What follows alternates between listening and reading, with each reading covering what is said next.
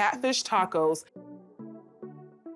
So I'm gonna start off with a simple marinade. Got about a half a cup of buttermilk, a tablespoon of seafood seasoning, right? And a teaspoon of chipotle powder. Give this a little whisk. Now I have about a pound of catfish that I've cut into little fillets like that. It means just makes it easier to go into the taco. I'm only gonna marinate it for about 10 or 15 minutes. My catfish has been marinating a while in the buttermilk, the seafood seasoning, the chipotle powder. I wanna use the same spices in my dredge. I gotta have my paper bag. So a cup of cornmeal and a cup of flour, all right? Using some of the same spices I used in my marinade. I'm gonna eyeball this.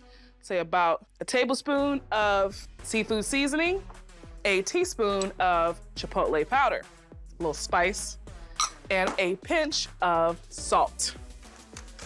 Shake it up. Get my marinated catfish, drop it right in the bag. Wanna get some flavor on the inside, also gonna get some flavor on that crust.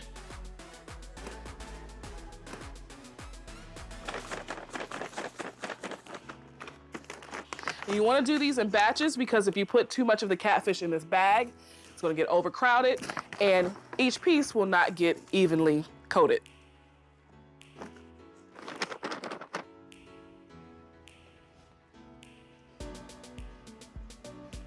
All right, so that is my last piece of catfish. All that's left to do is fry it. I'm using vegetable oil. If you don't have vegetable oil, you can use canola. And I'm shallow frying these in my cast iron skillet. And I'm just frying enough till it gets golden brown. The great thing about seafood, especially catfish, doesn't take long at all to cook. I don't have to flip these. It's submerged in this oil. So when I let it go, get nice and golden brown, it should take about 4 to 5 minutes. Exactly what I wanted, nice golden brown. This is gonna be super crispy. They're gonna love these catfish tacos. Birria-style taco. So first things first, the chilies. We have ancho chilies here. Then we go into the guajillos. And lastly, our little firecrackers here, our chili de árbol. So I'm gonna cut these in half. I did most of them already. Pull out the seeds. I'm gonna dump some of these seeds out. So I'm pulling away more of that heat. So I'm gonna take all our chilies here. We're gonna put them in a dry pan. I have no fat in this pan. The pan is over the heat, so chilies go in. Chilies are gonna toast for about 2-3 minutes. We have 3 pounds total of meat here. We have a chuck kind of style, about 2 pounds, and then I have a pound of bone-in short ribs. So we're gonna season this pretty liberally with kosher salt, cracked black pepper on both sides. Ooh, the chilies. You smell them toasted? So we get our toasted chilies, pull them out, and they're gonna end up going back into this braise. And now I could fully load my pan over the high heat now.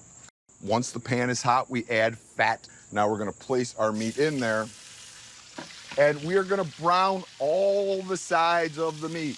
Caramelization, browning is flavor. When you skip this part, you get no flavor. That's why I like to do it in a traditional cast enamel Dutch oven, get the brown, then you could go. About 2 minutes aside. Okay, we're talking, Liv. Look at it. Oh, yeah. That's what we want. Incredible color. So I'm gonna give this a flip. We have a couple different spices which we're gonna add. I'm gonna put in about a teaspoon of chili powder. We're just reinforcing our chili flavor a little bit. About 2 teaspoons of Mexican dried oregano and about 2 teaspoons of cumin. All right, so now that the meat is browning really well, we're gonna take our vegetables. I have an onion split, 1 carrot cut into thirds. I have 4 fresh bay leaves here. If you were using dry bay leaves, you could get away with 2. And anywhere from 3 to 6 cloves of garlic, depending on the size of garlic and how garlicky you want things. So they're gonna go in. I'm gonna top those off with our spices that we just mixed. Those spices are gonna start to hit that fat a little bit and start popping. Give this all a nice mix. chilies are gonna go on top. These are the chilies that we toasted earlier. Those go back in the pan. And we top this whole situation off with about a quart or so of chicken stock. So this is simmering away. I'm gonna pull it off the heat a little bit just so I can maintain my simmer. And if you look in here, you can see this has been going for about 20, 30 minutes right now. The meat is starting to cook down, but the chilies have kind of rehydrated and gotten really juicy. So I'm just gonna pull out these chilies and put them in a blender. Everything else stays in, and then I pull off a little bit of this liquid just to get the chilies blending. So this goes here, put a towel or something on top. You're gonna start your blender on low, and then you're gonna build up the speed. So low, and then you just let it rip. And that's it. It smells like the greatest pot of chili you've ever made in your life. So we're gonna pour this back in, and I don't wanna waste any of the goodness. So I take about a quart of water or so, and then we just pour off the rest of that liquid right into our pot. This is gonna continue to braise. This meat has been braising for about an hour and a half. I'm just skimming the fat off the top of the braise because this is what we're gonna kind of get the pan seasoned with to cook these tacos. Look, Liz, it is just melting. Whoa. Oh my gosh. Oh my gosh, it's like the Wow. world's greatest pot roast right You may now. not even have to shred that. It's doing its job on its own. Wow. Here's the Big, liquid. I'm big. gonna strain this liquid. So let me show you how these birria tacos come together. They're queso style, which is the cheese. I have that fat that we saved. So I'm gonna take my pastry brush and brush the inside of this, and that's gonna help fry up the tortilla. So then we take our corn tortilla. This is the braising liquid, which I strained. We put the tortilla in the braising liquid. That's just gonna add tons of flavor. And pull it out. And then that goes into our hot fat. We could hear that man. sizzle happening. Then we take our Oaxaca cheese. This is taco grilled cheese quesadilla. It's like the best of all Right. worlds. Now we take some of that shredded meat, and I'm gonna put that right in there, kind of cheat it to one side. And this is gonna take about a minute or two. So basically you want a good melty cheese. A super of some melty sort. cheese. Okay. Looking good. So I'm now gonna give it, all right, so it's releasing, and I'm just gonna give it a fold. And now we're gonna give it a press, and we're gonna let each side kind of get a little golden. And then we just have some fun garnishes on here. You could go crazy with it, you know, just have some fun with your little taco bar. So this is that broth that I strained. Pour it right into our bowls for our little dip situation. I mean, I'm wordless. So they're just a little bit spicy. You get the fat of the cheese, the flavor of the corn tortilla, but it has so much depth of flavor in it because we dipped in that broth and fried it in the fat of the juice. These are my Quesabirria tacos. Like Starting it. Take it. with the meat base here. Alex, you are on sear duty.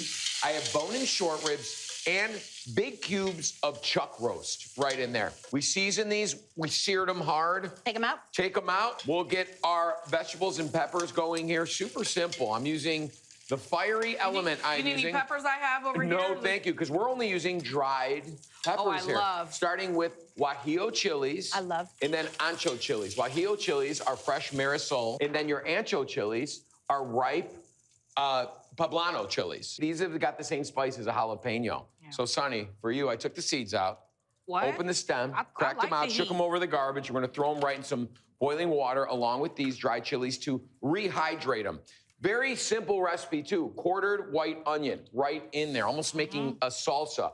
Some red tomatoes. Boom. 4 cloves of garlic right in there because we're gonna Why blend not? all this up.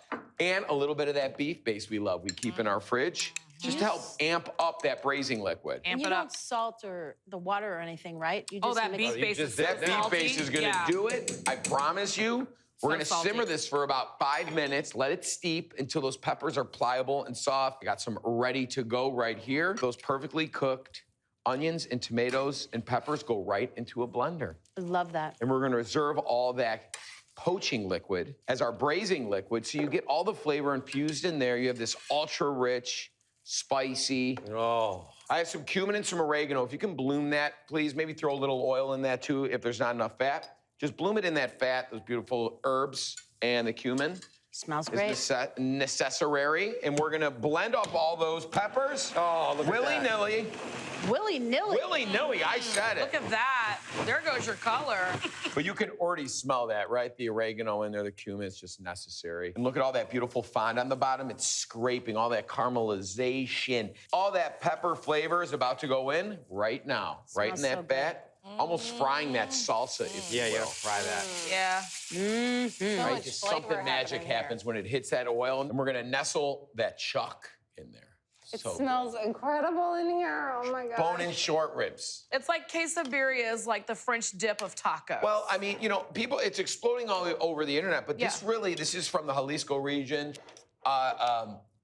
Tijuana kind of it has its roots there, but it's not a very old dish, especially with tacos. Like, birria has existed, but with tacos, with queso, fried quesadilla, if you will, is a fairly new thing that has kind of swept the nation. You I know? love it. Yeah. Drippings in there. right? Drippings, of course, in there.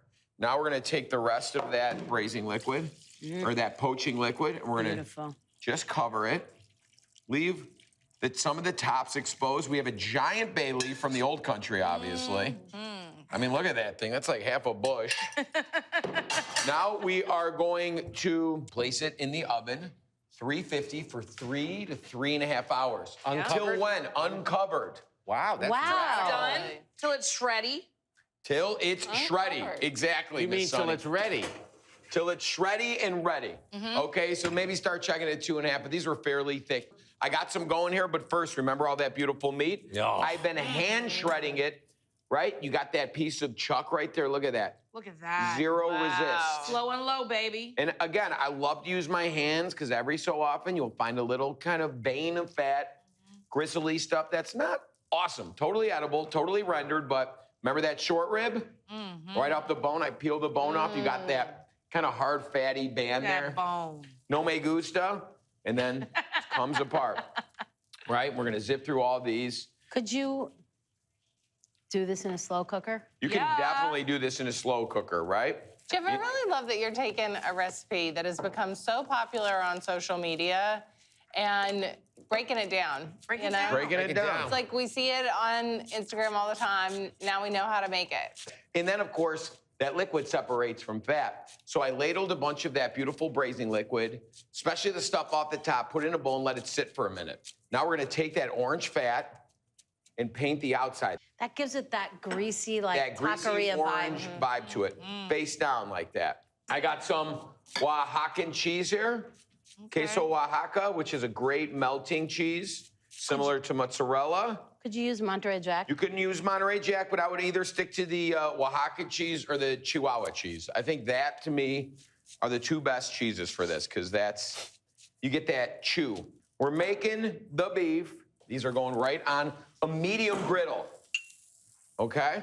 You'll see them flap open, but once you kind of start working them a little bit, they'll behave. All right, Sonny, you are up first. I'm ready.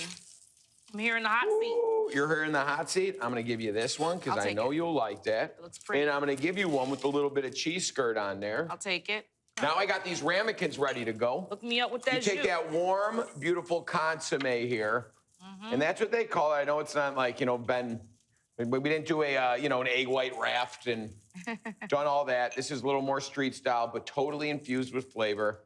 And that's for your dippers. Alex did me a favor. Yeah, this is what she does. And with- all the stems Yeah. and leaves all up in there. Cilantro. Serve it with a couple limes. Squeeze some lime right in the dipper. Yep. And you are GTG. Very familiar with this moment here. It's wanna- only good if it starts dripping down your palm. You know what I'm saying? Now I'm gonna Looks tell you great. something. Guess what's better the next day? That. This meat, you just want to pack it tightly. You want to put a lot of sauce on there to keep it hydrated it? and Oh. stuff. Look at It that, is- Sonny. Ooh. Oh, what's Oh, that? You got a pull going. You got a cheese. Oh, you got cheese a pull. cheese goatee. The meat is tender and juicy and flavorful. It tastes like beef. You know what I mean? Yeah. You got the right cuts there, Jeff. I'm making my roasted salmon tacos with a crunchy red cabbage slaw. To get started, I'm seasoning 1.5 pounds of salmon fillets. I've got kosher salt and chili powder. This is so easy. I make these tacos all the time and I can put them together on a weeknight. They come together really quickly, but they also look really impressive, like we've been doing a lot of work. And I wanna get a nice thick coating of my seasonings all over the salmon. And I'll flip these over and make sure I season the other side. It's important to bring salmon to room temperature before cooking it to allow it to cook evenly. I'll season the other side with salt and chili powder. My salmon seasoned. I'm gonna get a couple of tablespoons of olive oil into my skillet. I'll add my fillets, top side down. And I wanna space them out evenly to allow them to get some heat on all sides. I'll let these sear for about a minute to get that nice crust, and then I'll flip them and then stick them in the oven. Let me check. Oh yeah, they're ready to flip.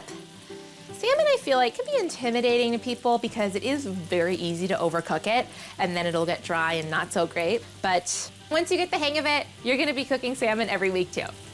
Get those omega-3s. My oven is set to 450 degrees, and I'm gonna roast it until it has an internal temperature of 125 degrees. It'll take about 6 to 8 minutes. And while this cooks, I'll get going on my slaw. This slaw is crunchy and bright. It's a cooling contrast to the salmon, and it's a cinch to put together. I'm gonna start with the zest and juice of a lime. I'll skim off the very top of the skin, and this will add that bright, sour, fruity punch. This is such an easy slaw. I'll add some sweetness with a couple of teaspoons of honey, a few tablespoons of olive oil, and I'll season with kosher salt and a few shakes of hot sauce. And that's the dressing. Let me whisk this together. My dressing has emulsified. Next, I'll add my veggies. I've got half a head of red cabbage thinly sliced. Toss this right in. Red cabbage is very sturdy, but once it combines with the salt and the acid in that lime, it's gonna start to soften. So it's always good to make a slaw about 20 or 30 minutes before you plan to serve it. Half of a red onion, thinly sliced. Radishes for a peppery crunch. I love the pink and purple colors in this.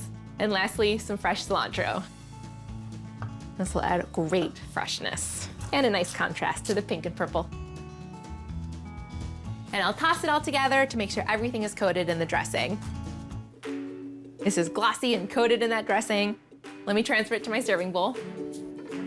I'll pile this in. Beautiful. I think I'm starting to smell my salmon. Let me check on it. That's gorgeous. And that fried chili powder on the exterior is really doing it for me. So an easy way to tell if salmon is done cooking is if it flakes easily. So I'm gonna get at it with my 2 forks. Oh yeah, I'll break it up into little pieces. This is gonna go great in the tacos.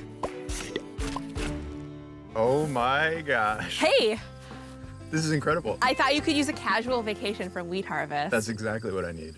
Come on over, let's eat. I hope you're hungry.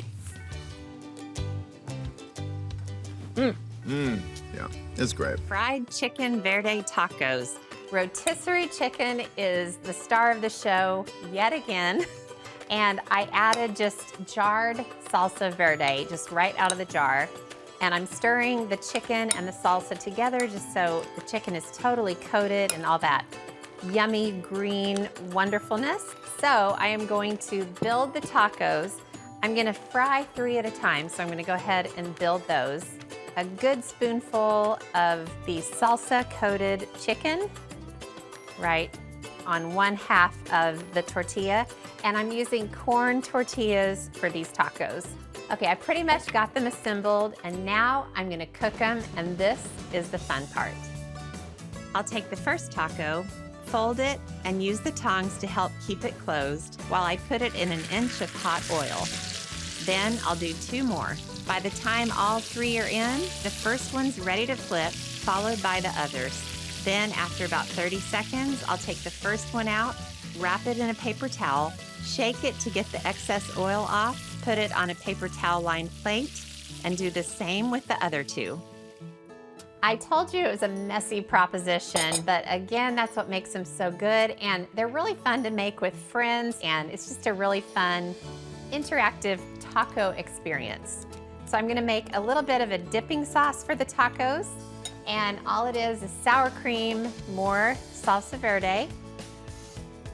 These are salsa verde tacos after all, and a whole bunch of cilantro. It's just a nice bright green flavor, a little bit of salt and pepper, and I'll stir this. So I have a cute little serving platter, and I'll put a little bit of this dipping sauce into this little dish. I always have a contest with myself to make sure I can get it all in the bowl and not outside the bowl. Ooh, I did it. Ooh, those tortilla shells are so crispy, and they're so much better than store-bought taco shells. So what I usually do is I stuff the tacos after they're fried, and all you have to do is just kind of part the little tortilla at the top and add some lettuce, cheese, and tomato. And you don't want to pull it too hard because you don't want to break the shell. So just kind of pull the very, very top apart. And then as you eat them, you just kind of dip them in that delicious cilantro sauce, and wow. Al Pastor tacos, topped with a fresh pineapple jalapeno salsa. So let's talk about the marinade for the Al Pastor. First, I'm starting off with a little sweet onion. And this is really gonna be where, well, if you've ever had Al Pastor, you'll know what this next ingredient's gonna be, and that's pineapple. All right, so what I'm doing is taking off the exterior of the pineapple, not doing it how we'd normally do it. We really take that curve to really not waste the pineapple. This, I'm actually gonna use these in the cooking process with the Al Pastor. We're gonna take this, use some of this pineapple for the marinade and some of the pineapple for a salsa. Break this up. Now a little chipotle. Now this is called chipotle in adobo. So we'll drop 2 of those in. There we go. Distilled white vinegar, the old school vinegar. We're gonna hit a little bit of that in there. Some garlic cloves. Now, I'm gonna need a liquid in there that's gonna work with this, gonna give that nice sweetness. Of course, we'd wanna use lime juice, lemon juice. This one right here, a little OJ. So to the fridge for about a half cup of OJ. Now the cast of characters you would definitely expect: a little cumin, some Mexican oregano, that really nice, big, fragrant oregano. That's the type we're talking about here. Some smoked paprika. There we go, just a touch of that, and of course, a little kosher salt. That's too much kosher salt. Okay. This marinade, now here's the thing I'll warn you. You know that you want to marinate it and you want to go long and you want to really let the flavors build. I don't think more than 4 hours for this one, okay?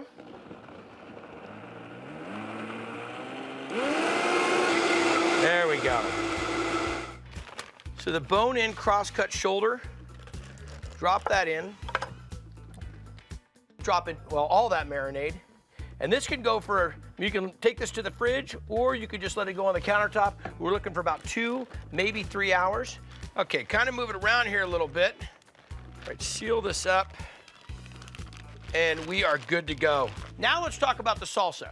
Now, get some onion. So the salsa is gonna be pretty straightforward.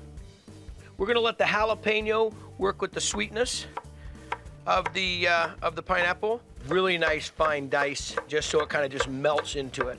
So what we're gonna do is we're gonna sear off this pork shoulder. A little bit of oil. This should be pretty screaming hot. I'm gonna reserve the marinade and throw it in there in just a second because I'm gonna braise this off in the wood-fired oven. Wood-fired oven, your oven, convection oven, whatever it might be. So we're gonna drop this in. Should make some noise. Just what I was looking for. Back to the salsa. Okay, so all this is in. Now, what's this need? Absolutely some jalapeno. Roll it around a few times. And again, a really nice fine dice. Get a little Fresno chili into this. Again, that same idea. There we go. So you got the spice, tropical flavor coming through from that pineapple. Just give this a little bit more dice, and we really would like to let this have some time to come together. It'll help the jalapeno mellow out a little bit. This is really the crowd pleaser on top of this taco. Okay, we'll drop that in. Let me take a look at this. There we go. Nice little sear. We're gonna get a good amount of liquid in there, but let me sear off that side first. Back to the cilantro. That might be a little much. Now I'll roll that cilantro, kind of like when you're working with basil and you were trying to get that chiffonade. And of course, what it needs is a little salt and a little lime juice. There, that goes in. Touch.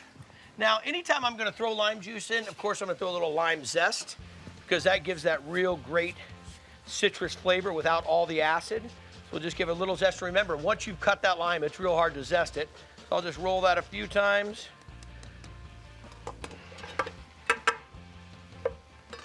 And press.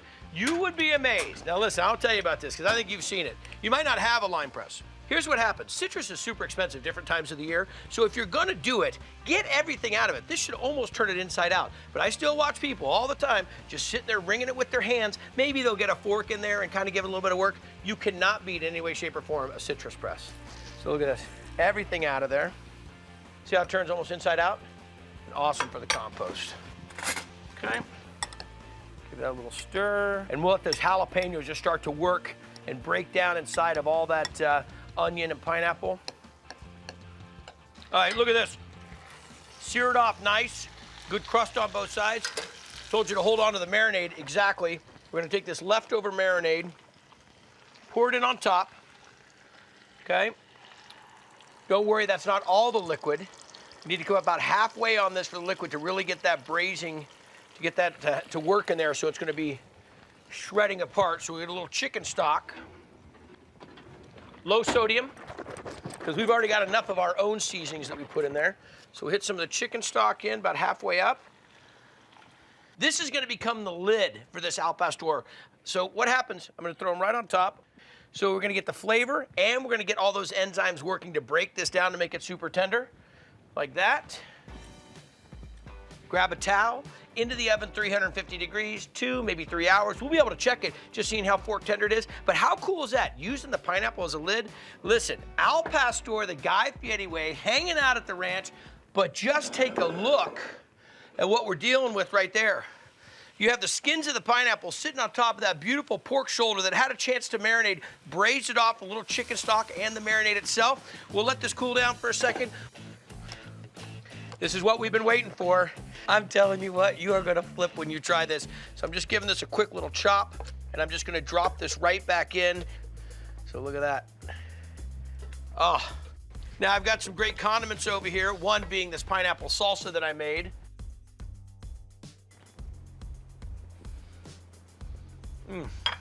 That pineapple with the vinegar, with the adobo, the chipotle. A halibut fish taco in the style of Veracruz. I'm gonna start by just brushing my halibut and take a look at how beautiful this fish is. Just pearly white, has a great density to it.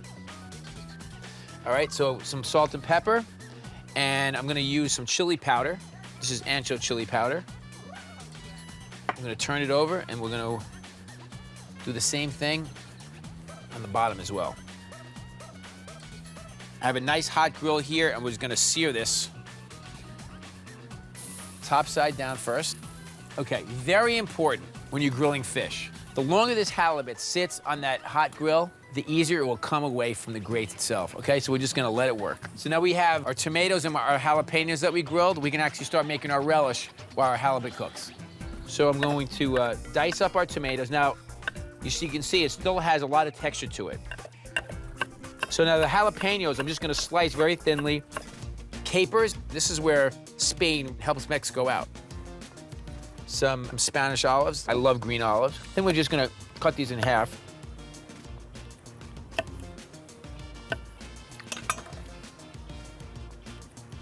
Some Mexican oregano, which is actually a dried oregano. And dried herbs are very, very strong, so we're just gonna put a little bit in there. Some red onion.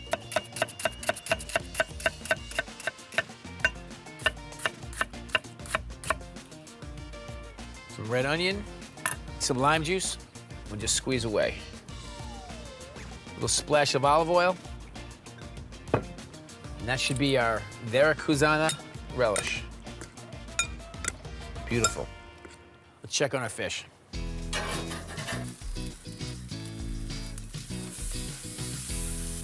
We lost a tiny bit, but that's pretty good, okay? Cover it up and let it finish cooking on the inside. Let's warm some tortillas.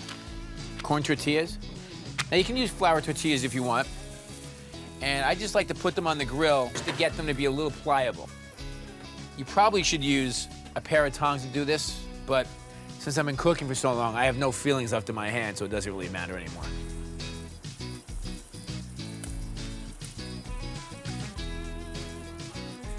Cover these up. All right.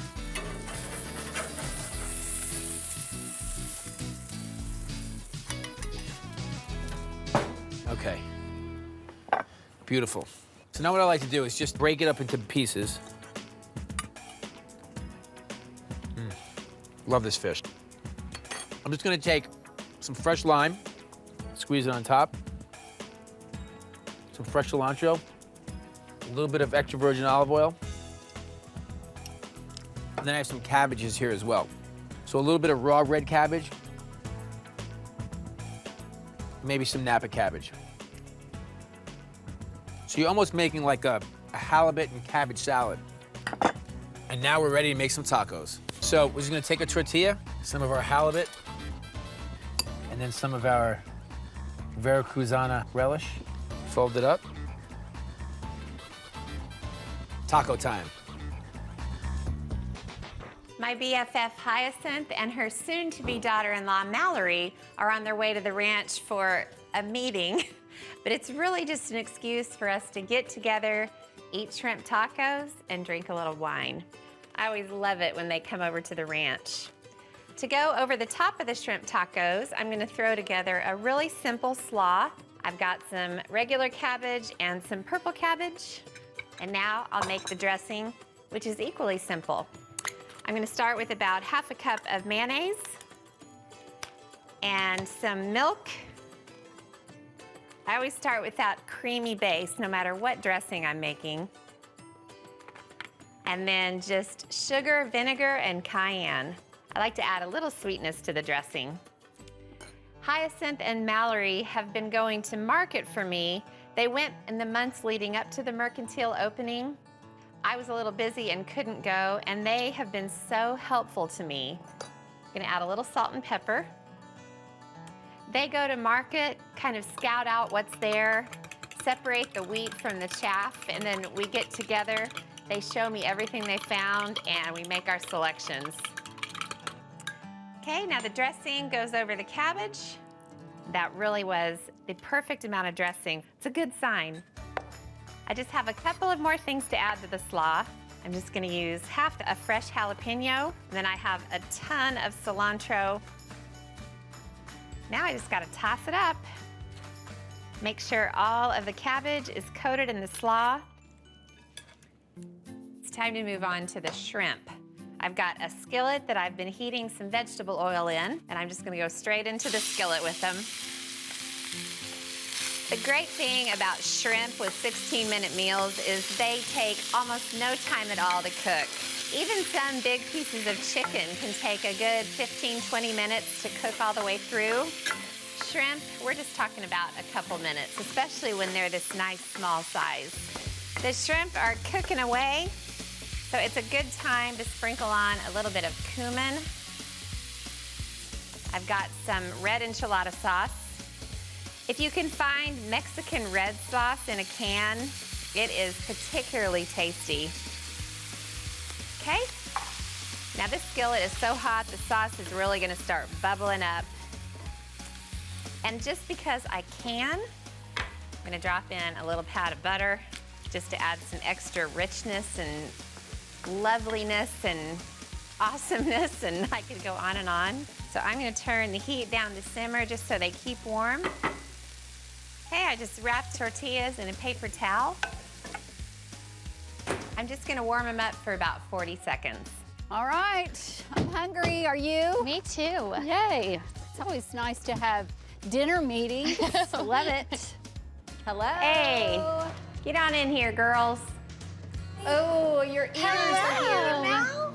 How's it going? Great, hi. Oh my gosh, Smells it fantastic. does smell so good. I am cooking you shrimp tacos, and I am so glad you showed up for our meeting. Yeah, I love Important to meet. things I here. am very hungry. I want this meeting to begin. Yes.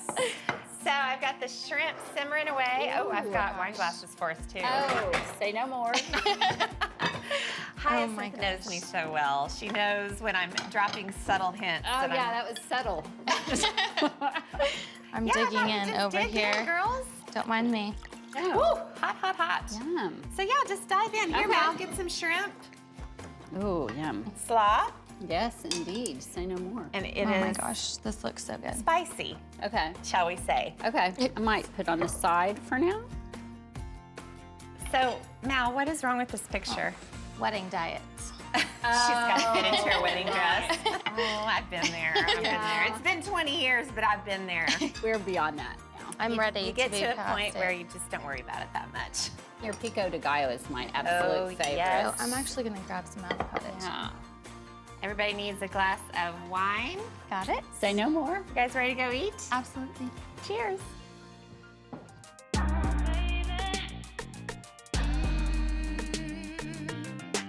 Being from Los Angeles, the food truck capital of America, we're all about fusing cultures in our dishes. So what better dish to make than Korean tacos? Let me show you how.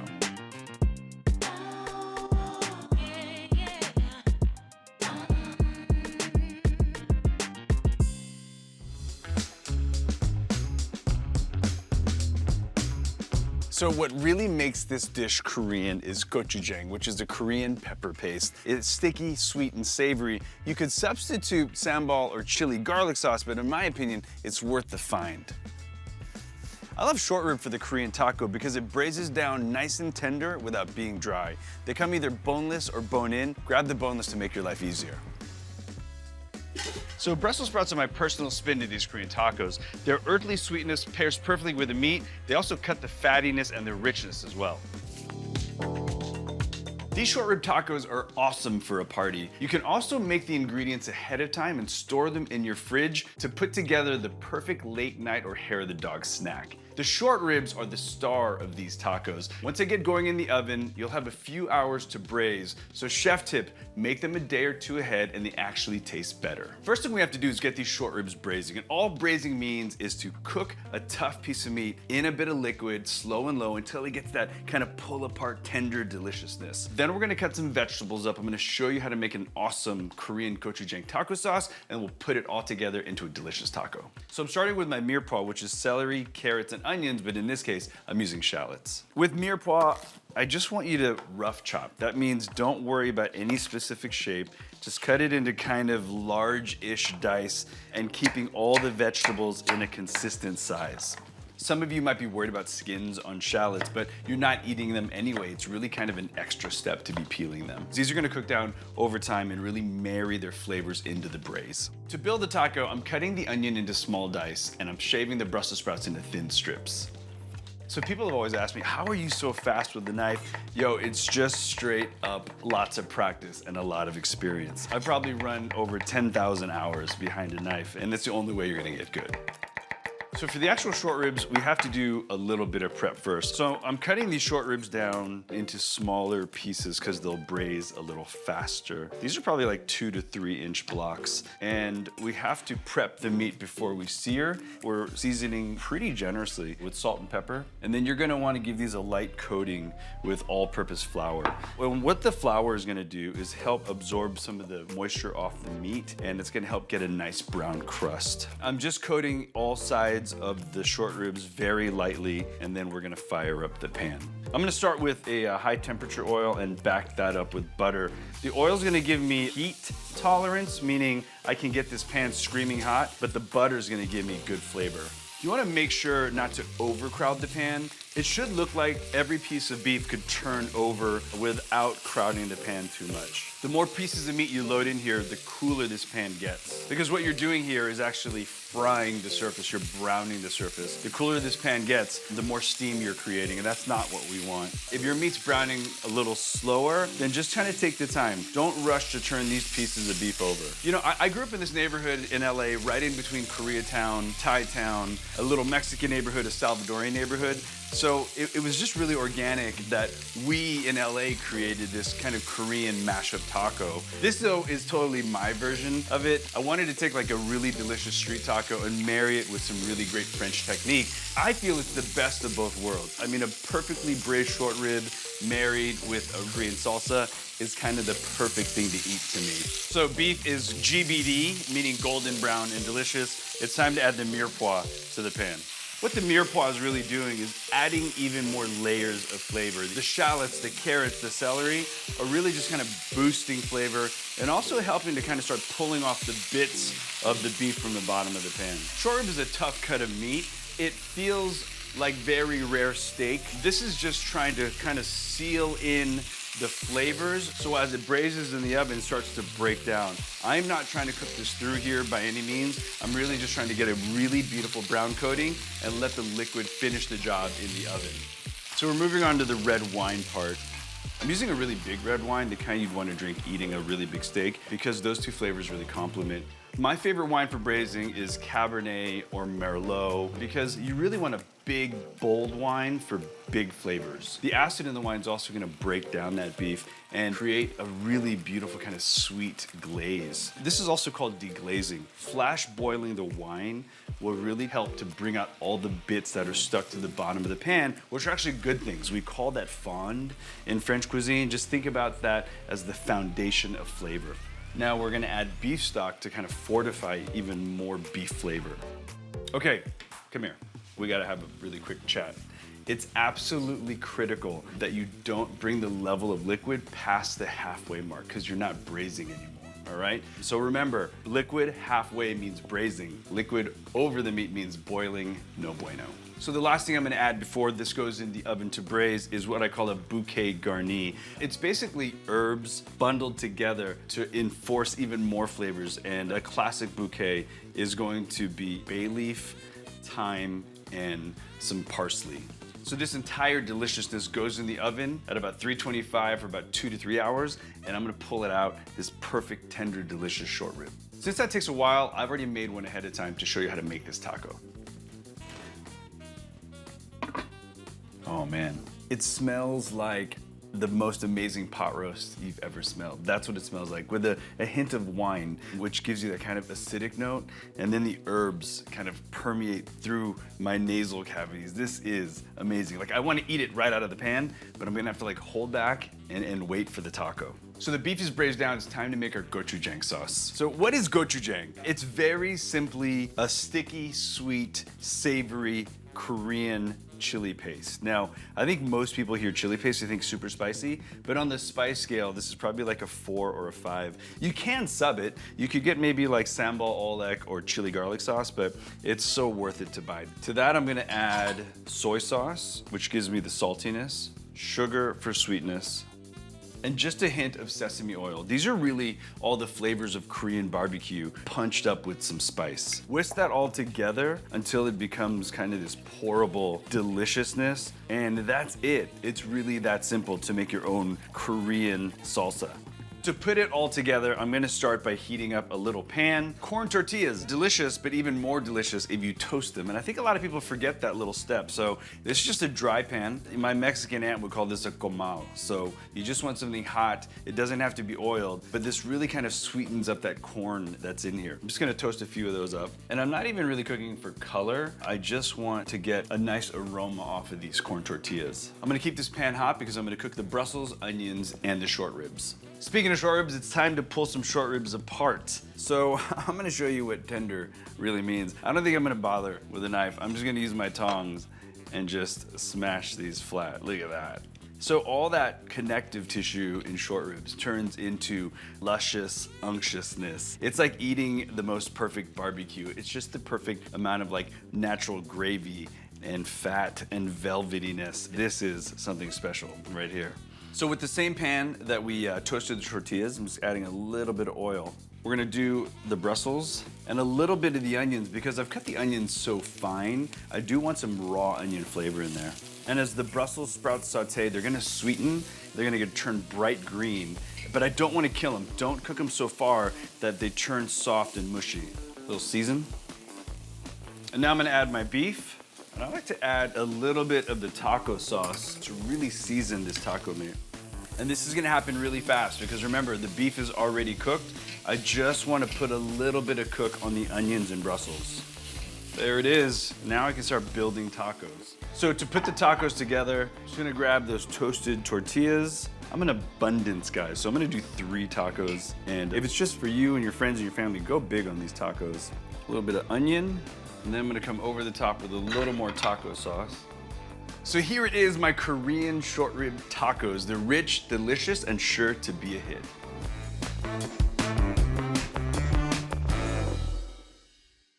I hope you enjoyed coming to the market and cooking with me today. Don't forget to put your picks down below and don't forget to subscribe. See you soon on another episode of Ready, Jet, Cook.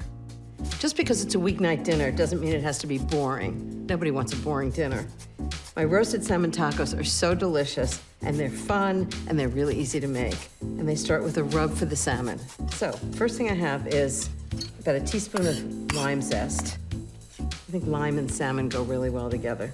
And the next is 2 teaspoons of chipotle chili powder. And then, of course, we need salt. 1½ teaspoons of salt. I actually love rubs because you know what? You put it right on the fish, goes right in the oven, and it has so much flavor. Okay, next thing is the salmon. So I have 1 3/4 pounds of salmon. I actually have it in one piece. You can do it in steaks, but I think it stays moister in one piece. So what I'm gonna do is I'm gonna brush it with lime juice. The lime juice is not only gonna flavor it, but it's gonna make the rub stick to it. Just fresh lime juice. And then I'm just gonna sprinkle this right on. I think with a spoon, just like that. Evenly sprinkle it on. Just think how much flavor this is gonna add. Most tacos are made with fried fish, which is not only a mess, but I think it's kind of better for you. And the nice thing about roasting this is all you have to do is throw it in the oven, set a timer, and forget about it. This goes into a 425-degree oven for about 12 to 15 minutes until it's just barely cooked. And at the same time, I want to heat up the tortillas. I'm gonna put them right in the oven with the salmon, same temperature.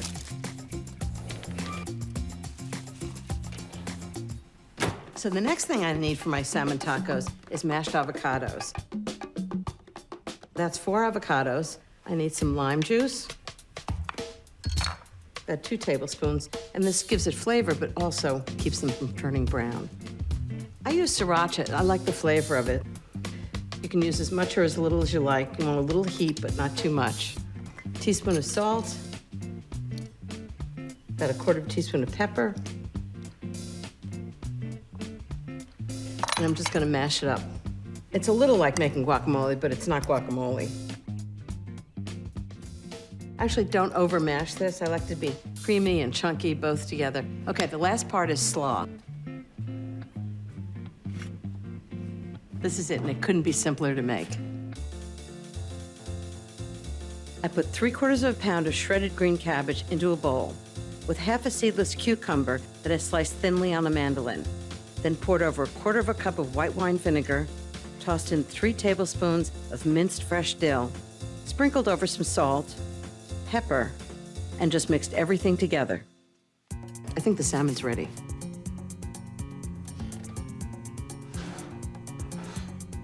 Absolutely perfect. How gorgeous does that look? And the tortillas are ready? Hot, which is exactly what they should be. Okay, I've got all the elements ready. Take a tortilla, nice warm one. Big dollop of mashed avocado on one side. Some flaked salmon, one sort of big piece of flaked salmon. Look how gorgeous that is. Put it right on top. Yum. Some of the slaw on the other side. And then I take a second one and do exactly the same thing. Okay, just a little bit of salt. Well, that's roasted salmon tacos. Not bad for a weeknight dinner.